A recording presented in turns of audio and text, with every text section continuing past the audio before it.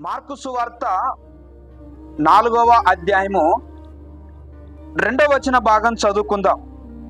ఆయన ఉపమాన రీతిగా చాలా సంగతులు వారికి బోధించుచు తన బోధలో వారితో ఇట్లనెను, వినుడి, ఇదిగో విత్తువాడు విత్తుటకు బయలువెళ్ళెను. వాడు విత్తుచుండగా కొన్ని విత్తనములు త్రోవ పక్కనను పడెను. పక్షులు వచ్చి వాటిని మృంగివేశాను. ప్రార్థన చేసుకుందాం. మహాగణుడా, మహోన్నతుడా, నిన్న నేడు రేపు ఏకరీతిగా ఉన్నటువంటి దేవుడా, మారినటువంటి దేవుడా, ఎడబాయినటువంటి దేవుడా, మీకు వేలాది స్తోత్రాలు, కృతజ్ఞతాస్తుతులు తెలియచేస్తా ఉన్నాం. తండ్రి, ఏమిచ్చి కూడా నీ రుణం తీర్చలేమని ఆయన మీకు వందనాలు. గడిచినటువంటి ఆదివారం నుండి ఈ యొక్క ఆదివారం వరకు మమ్మల్ని అందరినీ కూడా నాయన మీ కృపలో భద్రపరిచి, మీ శిలోచాటును మరుగుపరిచి, అయా మిండెన్ దేవులు కుమ్మరించి ఈ వారం అంతా కూడా బ్రతికించినందుకు మీకు స్తోత్రాలు తెలియజేస్తా ఉన్నాం. నాయన, మార్కు సువార్త 4వ అధ్యాయము 2వ వచనం ఆధారంగా నాయన కొన్ని మాటలు మేము ధ్యానించుకోవటానికి నీ కృప సహాయం దయచేయండి. వినగల చెవులు, గ్రహించగల మనస్సు, అంగీకరింపగలిగినటువంటి హృదయాలను దయచేయండి. అయా, ఎంతమంది అయితే నాయన ఈ స్వరం వింటున్నారు, ఎంతమంది అయితే నాయన ఈ వీడియోని వీక్షిస్తున్నారు, వారందరినీ కూడా మీరు ఆశీర్వదించండి, వారిని బలపరచండి, వారిని స్థిరపరచండి, నీ కృపలో భద్రపరచుకోమని, అయా మీరే మాతో మాట్లాడి మహిమ పొందుకోమని యేసునామములో ప్రార్థించడిగి వాక్య ధ్యానంలోకి వెళ్తున్నాము తండ్రి, ఆమేన్. దేవునికి వందనాలు. కూడి వచ్చిన మీ అందరికి కూడా నా హృదయపూర్వకమైన వందనాలు తెలియజేస్తా ఉన్నాను. అదే రీతిగా Immanuel live TV YouTube channel ద్వారా వీక్షిస్తున్నటువంటి మీ అందరికి కూడా నా హృదయపూర్వకమైన వందనాలు తెలియజేస్తా ఉన్నాను. మరి గడిచినటువంటి ఆదివారం నుండి ఈ యొక్క ఆదివారం వరకు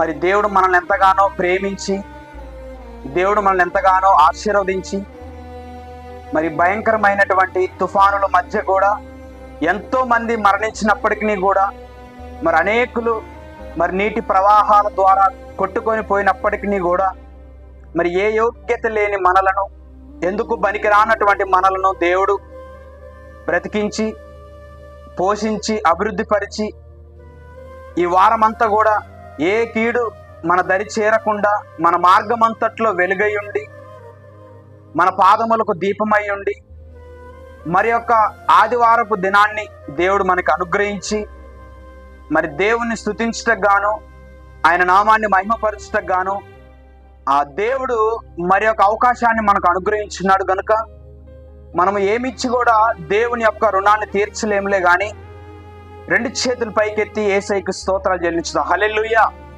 హల్లెలూయా, హల్లెలూయా. మంచిది. ప్రియమైన దేవుని బిడ్డలారా, మొదటి ఆరాధన ఆలపల్లి ప్రాంతంలో జరిగించుకొని, మరి 2వ ఆరాధనగా మరి బోర్డు ప్రాంతంలో జరిగించటానికి మరి దేవుడు మనకు ఎంతగానో తన కృపను అనుగ్రహించి ఈ 2వ ఆరాధనలో మరి పాల్గొని మరి దేవుని స్తుతించటానికి, ఆయన నామాన్ని ఆరాధించడానికి ఆ దేవుడు మనకి చక్కని తరుణాన్ని అనుగ్రహించున్నాడు. గనుక ఏమిచ్చి కూడా మనం దేవుని యొక్క రుణాన్ని తీర్చలేం. ఎందుకంటే ఈ వారంలో అంతా కూడా, ఈ వారం కావచ్చు, గడిచినటువంటి దినములన్నీ కావచ్చు, ఆయన కాపాడకపోతే, ఆయన సంరక్షించకపోతే, మనల్ని బ్రతికించకపోతే మనము ఇటు రీతిగా ఉండేటువంటి వాళ్ళము కాదు. దేవుడే పోషింపకపోతే మనం పోషింపబడేటువంటి వాళ్ళము కాదు. ప్రియమైన దేవుడి బిడ్డలారా, ఏది ఏమైనా కానీ దేవుని యొక్క మాటలు మరి ఒకసారి మనం వినటానికి, దేవుని యొక్క మాటలు మరి ఒకసారి మనం వీక్షించడానికి, మరి ఒకసారి దేవుని యొక్క స్వరాన్ని లేఖనము ద్వారా మనం వినటానికి ఆ దేవాది దేవుడు మనకు ఎంతగానో కృప చూపించున్నాడు. ఈరోజు మనం ఇటు రీతిగా దేవుని సమ్ముఖంలో చేరి దేవుని స్తుతిస్తున్నాము, ఆయన ఆరాధిస్తున్నాము, ఆయన గణపరుస్తున్నాము అంటే ఇదేదో మన కండబలమో లేకపోతే మన గుండె బలమో కాదు. దేవుడు చూపించినటువంటి కృప. ఆ కృపను బట్టే ఈ రోజు వరకు కూడా మనం సజీవులంగా నిలబడి ఉన్నాం. ప్రియమైన దేవుడి బిడ్డలారా, యేసుక్రీస్తు ప్రభుల వారు ఒక ఉపమానము తెలియజేస్తా ఉన్నాడు. ఏందట, విత్తువాడు విత్తుటకు బయలు వెళ్ళినటువంటి తరువాత కొన్ని విత్తనములు త్రోవ పక్కన పడ్డాయట. ఆ పడినటువంటి, ఎక్కడైతే త్రోవ పక్కన పడ్డాయో ఆ పడినటువంటి ఆ యొక్క విత్తనములను పక్షులు వచ్చి వాటిని ఎత్తుకొని పోయినట్లుగా మనం లేఖన భాగాల్లో చూస్తూ ఉన్నాం. ప్రియమైన దేవుడి బిడ్డలారా, అయితే ఈ యొక్క త్రోవ పక్కన పడినటువంటి విత్తనములు, కొన్ని విత్తనములు త్రోవ పక్కన పడ్డాయట, కొన్ని విత్తనములు రాతి నేల మీద పడ్డట్లు మనం లేఖనంలో చూస్తూ ఉన్నాం. కొన్ని విత్తనములు ముళ్ళ పొదల్లో పడ్డట్లు మనం చూస్తూ ఉన్నాము. కొన్ని విత్తనములు మంచి నేలన పడినట్లుగా మనం లేఖన భాగాల్లో చూస్తూ ఉన్నాం. అయితే మొదటిగా చెప్పినటువంటి ఉపమానములో కొన్ని విత్తనములు త్రోవ పక్కన పడినట్లుగా మనము చూస్తూ ఉన్నాం.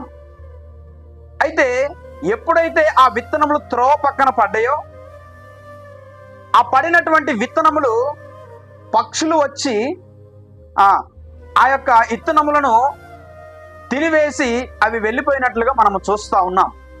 అయితే అసలు ఈ త్రోవ అంటే ఏంది, ఆ విత్తనములు అంటే ఏంది అనేది, త్రోవ పక్కన పడినటువంటి విత్తనములు అంటే ఏంది అనేది మనము కొద్ది నిమిషాలు ధ్యానం చేద్దాం. ఈరోజు మన అంశం ఏమిటంటే త్రోవ పక్కన పడినటువంటి విత్తనములు. ఒకసారి చెప్పండి, త్రోవ పక్కన పడిన విత్తనములు, త్రోవ పక్కన పడినటువంటి విత్తనములు. అయితే ఈ విత్తనములు అంటే ఏంది అనేది మనము చూసినప్పుడు లూకా సువార్త 8వ అధ్యాయము 4వ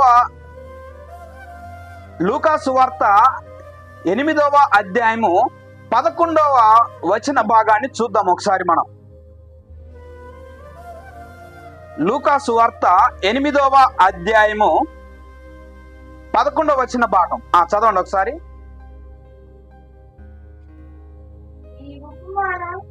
ఈ ఉపమాన భావమేమనగా విత్తనములు అనగా దేవుని వాక్యానికి సాదృశ్యంగా మనకు కనబడతా ఉన్నాయి. అయితే ఈ త్రోవ పక్కన పడినటువంటి విత్తనములు ఎవరు అనేది మనం చూసుకున్నట్లయితే, ఎవరిని పోలి ఉన్నవి ఈ త్రోవ పక్కన పడినటువంటి విత్తనములు అనగా వీరు ఎవరు అనేది మనం ఒకసారి లేఖన ఆధారంగా చూద్దాం. అయితే ఇదే మాట మనం ఒకసారి మత్తయి సువార్త 18వ అధ్యాయము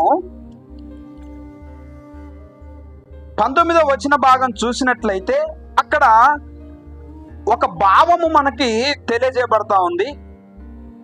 విత్తువాని గూర్చిన ఉపమాన భావము వినుడి. ఏందట అది? విత్తువాని గూర్చిన ఉపమాన భావము వినుడి. అయితే మనం ఒక భావము మనం అర్థం చేసుకోవాలా. ఏందట?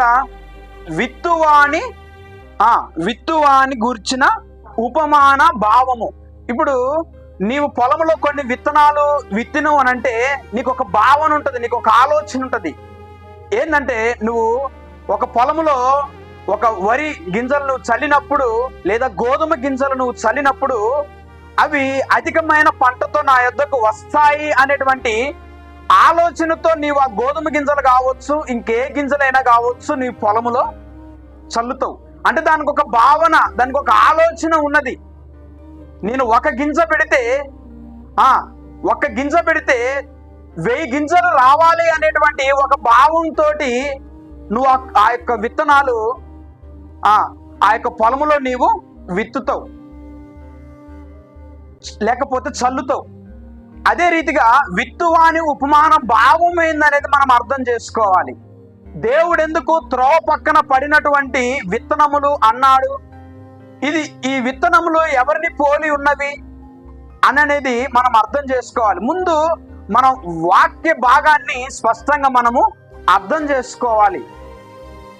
ఎందుకంటే ఆయన భావం ఏంది అనేది మనం అర్థం చేసుకోవాలి. ఆయన ప్రేమ ఏంది అనేది మనం అర్థం చేసుకోవాలి. ప్రియమైన దేవుడు బిడ్డలారా, ఆయన ప్రేమ కలిగినటువంటి వాడయుండి, ఆయన కృప కలిగినటువంటి వాడయుండి, ఏ ఒక్కరు కూడా ఈ లోకంలో నశించిపోకూడదు, ఏ ఒక్కరు కూడా ఈ లోకంలో కురింగిపోకూడదు, ఏ ఒక్కరు కూడా బలహీనులతో ఉండకూడదు, ఏ ఒక్కరు కూడా నరకానికి అర్హులుగా ఉండకూడదు అని ఆయన వాక్యము అనేటువంటి విత్తనములు ప్రతి ఒక్కరిలో ఆయన వెదజల్లుతూ ఉన్నాడు. హల్లెలూయా.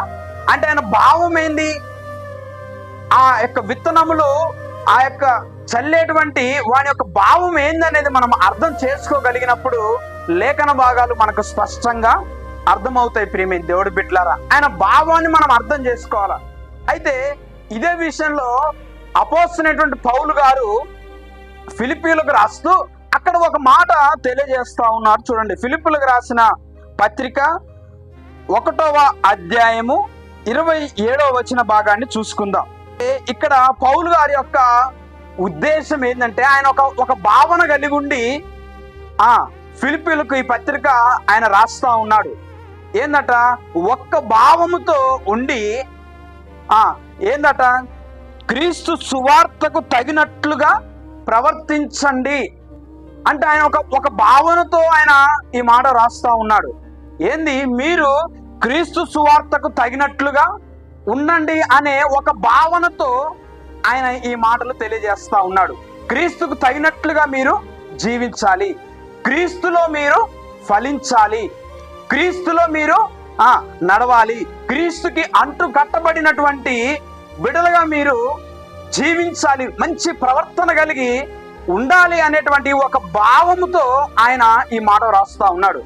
అయితే మనం ఇందాక చదువుకున్నటువంటి మాటలు కూడా మనం చూసుకున్నట్లయితే విత్తువాని యొక్క భావము ఏందనేది మనం అర్థం చేసుకున్నప్పుడు ఇక్కడ లేఖన భాగం స్పష్టంగా తెలియజేస్తా ఉంది. దేవుని రాజ్యమును గురించినటువంటి మాటలు మనం వింటాం, దేవుని యొక్క మాటలు మనం వింటాం, క్రీస్తు రాజ్యం గురించినటువంటి మాటలు మనం వింటాములే గాని వాటిని గ్రహింపకయు అక్కడ గ్రహింపకుండా మనం ఎప్పుడైతే ఉంటామో దుష్టుడు వచ్చి వాటిని ఎత్తుకొని వెళ్ళిపోతాడట. ప్రియమైన దేవుడి బిడ్డలారా, వాడు వాక్యాన్ని వినకుండా చేస్తాడు. కాబట్టి దేవుని రాజ్యమును గురించినటువంటి మాటలు మనం వినాలి. దేవుని యొక్క వాక్యాన్ని విని ఆ దేవుని వాక్యం ఆధారంగా మనం నడుచుకోవాలి. ప్రియమైన దేవుడి బిడ్డలారా, చాలా మంది దేవుని మందిరానికి వస్తారు, పాటలు పాడేంతసేపు ఉంటారు, దేవుణ్ణి ఆరాధించేంతసేపు ఉంటారు, ప్రార్థన అంతసేపు కూడా ఉంటారులే కానీ దేవుని వాక్యాన్ని వినేటప్పుడు చాలా మంది బయటికి వెళ్ళిపోతా ఉంటారు, లోపలికి వస్తూ ఉంటారు. దేవుని వాక్యాన్ని వినాలి, ఆ విన్న వాక్యం ఆధారంగా మనం ఈ లోకంలో జీవించాలి. ప్రియమైన దేవుడి బిడ్డలారా, అందుకనే దేవుని సన్నిధిని నిర్లక్ష్యం చేయొద్దు.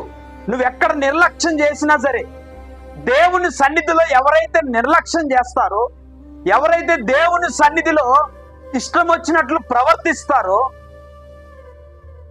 వారికి శిక్ష తప్పదు. అపోస్తలుడైనటువంటి పౌలు గారు మరునాడు వెళ్ళవలసి ఉండగా ఆయన మేడగదిలో ప్రసంగం చేస్తున్నప్పుడు ఐతుకు అనబడినటువంటి ఒక యవనస్తుడు నిద్ర వలన ఆయన కిటికీలో నుండి జారి కింద పడి చనిపోయినట్లుగా మనం లేఖన భాగంలో చూస్తా ఉన్నాము. అంటే ఆ ఐతుకు అనబడినటువంటి యవనస్తుడు చనిపోవటానికి గల కారణము ఏంది అంటే, దేవుని వాక్యాన్ని వినకుండా, దేవుని వాక్యాన్ని తన హృదయంలో చేర్చుకోనకుండా, దేవుని ఆ వాక్యము చెప్పేటప్పుడు ఆయన నిర్లక్ష్యంగా నిద్ర, అందును బట్టి ఆయన ఆ కిటికీలో నుండి కింద పడ్డట్లుగా మనం చూస్తా ఉన్నాం. చాలా మంది కూడా దేవుని మందిరంలోకి వస్తారులే కానీ దేవుని మందిరంలోకి వచ్చిన తర్వాత వాళ్ళ చిన్న పిల్లలతో ఆడుకుంటా ఉంటారు, ఇంకొంతమంది సెల్ ఫోన్లతో ఆడుకుంటా ఉంటారు, ఇంకొంతమంది ఏమో ఫోన్ రాగానే బయటికి వెళ్ళిపోతారు. ప్రియమైన దేవుడి బిడ్డలారా, ఇది మనకు క్షేమము కాదు. ఇది మనకు క్షేమము కాదు. చాలా మందికి గర్భఫలాలు లేవు, గర్భఫలం లేదు, ఎన్నో సంవత్సరాలు ప్రార్థించంగా గర్భఫలం ఇచ్చిన తర్వాత ఆ గర్భఫలమే వాళ్ళకి బహుమానంగానే ఉంటదిలే కానీ వాళ్ళు ఆ గర్భఫలాన్ని ప్రేమిస్తారులే కానీ దేవుని సన్నిధిలో వాక్యం చెప్పేటప్పుడు ఆ దైవ సేవకుని మాట వినరిక. ఇక ఆ పాప వైపే వారి మురిపమే సరిపోతా ఉంటదిలే తప్ప కనీసం దేవుడే కదా నాకు గర్భఫలం సహాయం చేసింది, గర్భఫలం నాకు దేవుడే కదా ఇచ్చింది అని ఫస్ట్ ప్రిఫరెన్స్ ఎవరికి ఇస్తారు అని అంటే దేవుడికి ఇవ్వరు. ప్రియమైన దేవుడు బిడ్డలారా, గర్భఫలం ఇచ్చేంతసేపు దేవుని సన్నిధిలో పెరుగులాడతారు. గర్భఫలం ఇచ్చిన తరువాత ఇక అదే మురిపం సరిపోతా ఉంటది. ఇక వారు దేవుని వాక్యాన్ని కూడా వినరు. ఇక నా పాప చూడు, లేకపోతే నా కొడుకు చూడు ఎట్టున్నాడో అని ఇక వాళ్ళ ఆనందాలే ఎక్కువైపోతాయి తప్ప దేవుని వాక్యాన్ని నిర్లక్ష్యం చేస్తారు. అవును, నీకు చక్కని అందమైనటువంటి బిడ్డను దేవుడు నీకు ఇచ్చిండు, అందమైన కుమారుని దేవుడు నీకు ఇచ్చిండు. ఎందుకు? నువ్వు సంతోషంగా ఉండాలనే. అదే నీ ఆస్తి, అదే నీ స్వాస్థ్యం. ఆ స్వాస్థ్యాన్ని నువ్వు పొందుకోగలిగినావు. ఆ స్వాస్థ్యాన్ని నువ్వు పొందుకోగలిగినప్పుడు ఫస్ట్ ప్రిఫరెన్స్ నువ్వు ఎవరికి ఇవ్వాలంటే దేవునికి ఇవ్వాలి. దేవుని సన్నిధిలో వచ్చి కూర్చున్నప్పుడు జాగ్రత్తగా నీవు దేవుని వాక్యాన్ని వినాలి. నీకు ఇచ్చిన కుమార్తెను కావచ్చు, నీకు ఇచ్చిన కుమారుని కావచ్చు, సాధ్యమైనంత వరకు నీ దగ్గర ఉంచుకొని ఇతరులకు ఆటంకం కలగకుండా నువ్వు దేవుని వాక్యాన్ని శ్రద్ధగా వినాలి. ప్రియమైన దేవుని బిడ్డలారా, చాలా మంది అట్టి రీతిలో ఉండరు. ఇక అదే సముద్రం అయిపోద్ది వాళ్ళకి. ఆ ఇచ్చిన గర్భఫలాన్నే ఊకే ముద్దులాడటం చేస్తా ఉంటారు. ముద్దులాడాలి పిల్లలతో. కాదు అని నేను అనట్లే. ఆ పిల్లలతో నువ్వు ఉండాలి, నువ్వు ఆనందంగా ఉండాలనే దేవుడు నీకు ఒక స్వాస్థ్యాన్ని ఇచ్చాడు, ఒక బహుమానాన్ని దేవుడు ఇచ్చాడు. కానీ ఇక ఆ బహుమానమే నువ్వు అదే రీతిలో నీవు ఉండిపోవద్దు. నీ పాత స్థితిని గుర్తు చేసుకొని దేవుడు నీకు ఒకప్పుడు గర్భఫలము లేనప్పుడు దేవుడు నీకు గర్భఫలాన్ని ఇచ్చిండు. సరే, ఒకప్పుడు నీకు బండి లేకపోవచ్చు, ఇప్పుడు కారులో తిరిగే ధన్యత దేవుడు నీకు ఇచ్చాడు. కాబట్టి ఏ స్థితిలో నుంచి పడినవో ఆ స్థితిని మనం జ్ఞాపకం చేసుకోవాలి. ప్రియమైన దేవుడి బిడ్డలారా, ఒకప్పుడు తినడానికి తిండి లేదు, త్రాగటానికి నీరు లేదు, వేసుకోవటానికి బట్టలు లేవు. అలాంటి సమయంలో దేవుడు నీకు అన్ని సమకూర్చి ఇచ్చినప్పుడు ఇప్పుడు నీకు అన్ని ఉన్న తర్వాత దేవుని సన్నిధిలోనికి వచ్చి దైవ సేవకుడు దేవుని వాక్యాన్ని బోధిస్తుండగా, దేవుని రాజ్యం గురించినటువంటి మర్మాలు నీకు తెలియజేస్తుండగా, అలాంటి సమయంలో నీవు ఎవరైనా ఫోన్ చేయంగానే బయటికి వెళ్తాం. ఇక దేవుని వాక్యాన్ని వినరు. వీళ్ళు ఆటంకపరిచేటువంటి వాళ్ళు. దైవ వర్తమానం అందించేటువంటి సమయంలో విశ్వాసులందరూ కూడా సేవకునికి సహకరించాలి. ఆయన వాక్యం చెప్పేటువంటి ఆత్మచేత నింపబడి దేవుని వాక్యాన్ని ఉపదేశించేటువంటి సమయంలో ఫోన్ రాగానే బయటికి వెళ్ళటం, లేకపోతేనేమో ఫోన్ రాగానే చెవుకాడ పెట్టుకొని అదే రీతిగా మాట్లాడడం. అంటే ఒక అశ్రద్ధ. దేవుని సన్నిధానాన్ని ఎవరు కూడా అశ్రద్ధ చేయొద్దు. ప్రియమైన దేవుడు బిడ్డలారా, వాక్యాన్ని ఎవరు అశ్రద్ధ చేయొద్దు. ఎవరైతే వాక్యాన్ని అశ్రద్ధగా వింటారో, ఎవరైతే దేవుని యొక్క గడిచినటువంటి వారంలో కూడా మనం చెప్పుకున్నాం, యెర్మీయా గ్రంథంలో యెహోవా కార్యమును అశ్రద్ధగా చేయువాడు శాపగ్రస్తుడు అవుతాడని లేఖన భాగాలు తెలియజేస్తా ఉన్నాయి. అందును బట్టి మనము జాగ్రత్తగా దేవుని వాక్యాన్ని వినాలి. దేవుని వాక్యాన్ని వింటే మనం బ్రతుకుతాం. అంటే దేవుని మార్గంలో నడిచినటువంటి వాడు చెడిపోయినట్టు చరిత్రలో కూడా లేదు.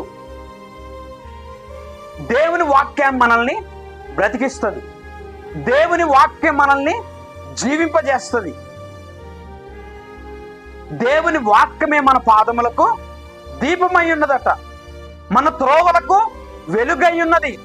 రాజ్యంను గురించినటువంటి మాటలు వింటారులే గాని వాటిని గ్రహించరు అని దేవుని యొక్క వాక్యం స్పష్టంగా తెలియజేస్తా ఉంది. వారే ఎవరంటే ఈ త్రోవ పక్కన పడ్డటువంటి విత్తనము. త్రోవ పక్కన పడ్డటువంటి విత్తనములు ఎవరు అంటే దేవుణ్ణి నిర్లక్ష్య పెట్టేటోళ్ళే. త్రోవ పక్కన పడ్డటువంటి విత్తనములు ఎవరు అంటే దేవుని వాక్యాన్ని విననులే. త్రోవ పక్కన పడ్డటువంటి విత్తనములు ఎవరు అంటే దేవుని రాజ్యమును నిర్లక్ష్య పెట్టేటోళ్ళు. త్రోవ పక్కన పడ్డటువంటి విత్తనములు ఎవరు అని అంటే దేవుని ప్రేమను అర్థం చేసుకోనోళ్ళు. ప్రేమ దేవుడు బిడ్డల, అందరం మోకరించి ప్రార్థన చేసుకుందాం. ఈ స్వరం వినబడేటువంటి వాళ్ళు కూడా ఎక్కడున్నా సరే కళ్ళు మూసుకున్నట్లయితే, ఒక్క తీర్మానం నీవు కలిగి ఉన్నట్లయితే, ఆయన నిన్ను దీవించటానికి, ఆయన నిన్ను మోక్షమునకు చేర్చటానికి, ఆయనను పరమును చేర్చటానికి, ఆయన నిన్ను నీ ఉన్నటువంటి స్థితి నుండి, నీవు పడున్నటువంటి స్థితి నుండి ఆయన లేవనెత్తటానికి ఆయన యోగ్యమైనటువంటి దేవుడుగా ఉంటున్నాడు. ప్రియమైన దేవుడు బిడ్డలారా, కాబట్టి ప్రార్థన చేసుకుని ఒక చిన్న తీర్మానం కలిగి ఉండండి. యేసయ్యా, ఈరోజు మీరు మాతో మాట్లాడినందుకు మీకు వందనాలు. యేసయ్యా, ఈరోజు మీరు మమ్మల్ని బలపరిచినందుకు వందనాలు. యేసయ్యా, ఈరోజు మీరు మమ్మల్ని స్థిరపరిచినందుకు వందనాలు. అయా, మీ లేఖనాల ద్వారా మీరు మాతో మాట్లాడినందుకు మీకు వందనాలు. అయా, త్రోవ పక్కన పడినటువంటి విత్తనములు ఎవరో అయా ఈరోజు మీరు మాకు తెలియజేసినందుకు మీకు వందనాలు అంటూ దయచేసి ఎవరికి వారిగా ప్రార్థనలు ఏకీభవించండి. పరిశుద్ధుడా, ప్రేమగల తండ్రి, మహిమగల రాజా, యేసు క్రీస్తు ప్రభువా, లోకరక్షకుడా, మీకు వేలాది స్తోత్రాలు, కృతజ్ఞతాస్తుతులు తెలియజేస్తూ ఈ మధ్యాహ్న కాల సమయంలో నాయన సంఘమంతయు నిన్ను ఆశ్రయిస్తుంటున్నాం. అయా, మీరు ఉపమానము రీతిగా తెలియజేస్తూ త్రోవ పక్కన పడ్డ విత్తనములు ఎవరో అయా ఈరోజు మీరు మాతో మాట్లాడినందుకు మీకు వందనాలు. కూడి వచ్చిన బిడ్డలతో మీరు మాట్లాడినందుకు మీకు స్తోత్రాలు తెలియజేస్తా ఉన్నాను.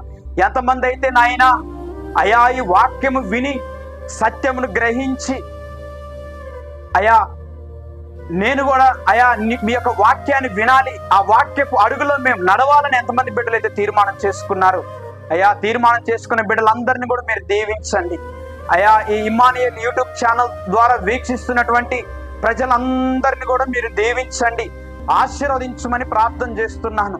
అయా నాయన, ఈ ఛానల్ ద్వారా ఎంతమంది అయితే నాయన అయా ఈ వాక్యాన్ని విన్నారు, అయా ఎంతమంది అయితే బలపరచబడ్డారో వారందరినీ కూడా మీరు దీవించండి, వారందరినీ కూడా మీరు ఆశీర్వదించి అయా నిజమైనటువంటి దేవుడు ఎవరని అయా తెలుసుకొని వారి హృదయాల్లో నాయన అయా మిమ్మల్ని చేర్చుకొని అయా నిత్య అయా రాజ్యానికి వారు వారసులు అగునట్లుగా నీ కృపను అనుగ్రహించమని అయా ఎంతమంది బిడ్డలు తీర్మానం చేసుకున్నారు వారందరినీ కూడా మీరు ఆశీర్వదించి ముందుకు నడిపించమని అయా బోధించి భ్రష్టుడనై పోకుండానట్లుగా ఈ మీ మాటలు నా హృదయంలో నెరవేర్చబడటానికి కూడా నీ కృప నాకు సహాయము దయచేయమని, ఈ పరిచర్య అంతటిని కూడా మీరు ఆశీర్వదించి ముందుకు నడిపించమని, ఈ ఇమ్మానుయేల్ పరిచర్య అంతా కూడా నాయన అయా మీరే వర్ధిల్లింపజేసి నాయన ఆయా ప్రాంతాల సువార్త కూడికలు, రక్షణ సువార్త మహాసభలు జరగటానికి నాయన అయా స్వస్థ విడుదల కూడికలు జరగటానికి, అయా లేఖన పరిశోధనలు జరగటానికి అనేకమైన ప్రాంతాలలో నాయన అయా మీరు మమ్మల్ని బహుబలంగా వాడుకొని మీరే మహిమ పొందుకోమని, రానున్న దినాలలో నాయన